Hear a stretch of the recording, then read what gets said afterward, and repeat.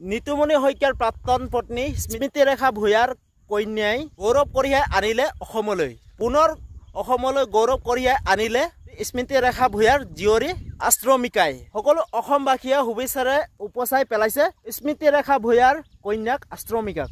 পোনপ্ৰথমে আমিও আমাৰ চেনেলৰ পৰা কণমানিক আশ্ৰমিকাক যাচিলো আন্তৰিক শুভেচ্ছা আৰু শুভকামনা।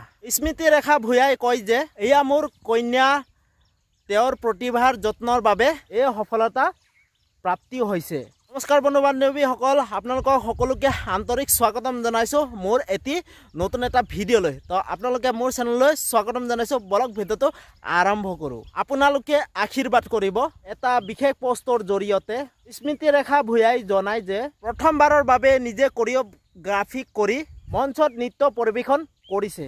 কোৰিঅ'গ্ৰাফি কৰিব পৰা নৃত্য জ্ঞান আশ্ৰমিকাৰ হোৱা নাই, কিন্তু মনে প্ৰাণে নাচি ভাল পায়, সেইকাৰণেই কিবা কিবি জব্দ কৰি থাকে তাই।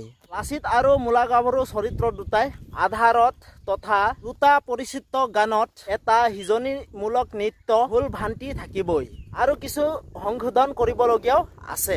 এইদৰে অসমৰ জনপ্ৰিয় সাংবাদিক তথা প্ৰতিদিন টাইমৰ মুখ্য সম্পাদক নিতুমণি শইকীয়াৰ প্ৰাক্তন পত্নী স্মৃতিৰেখা ভূঞাই এটা বিশেষ পোষ্ট, য'ত স্মৃতিৰেখাই লিখিছে যে কণমানি আশ্ৰমিকাই নৃত্য কৰি তথা এটা বিশেষ পৰিচিত লাচিত আৰু মূলা গাভৰুৰ অসমৰ গৌৰৱ আৰু তেওঁলোকৰ সৃজনীমূলক নৃত্য কৰা দেখা গৈছে আৰু কয় যে এয়া আশ্ৰমিকাৰ যত্ন আৰু প্ৰতিভাৰ বাবে সকলো সম্ভৱ হৈছে। তো মোৰ ভিডিঅ'টো আছিল ইমানে। আপোনালোকে মোৰ ভিডিঅ'টো চাই ভাল পালে যদি প্লিজ আপোনালোকে লাইক, ছাবস্ক্ৰাইব আৰু কাষতে থকা বেল আইকনটো প্ৰেছ কৰি দিব, ছাবস্ক্ৰাইব কৰি দিব। তো ঠিক আছে, এতিয়ালৈ বাই বাই। তো নতুন এটা ভিডিঅ'লৈ আপোনালোকক লগ পাম। তো ঠিক আছে, এতিয়ালৈ বাই বাই।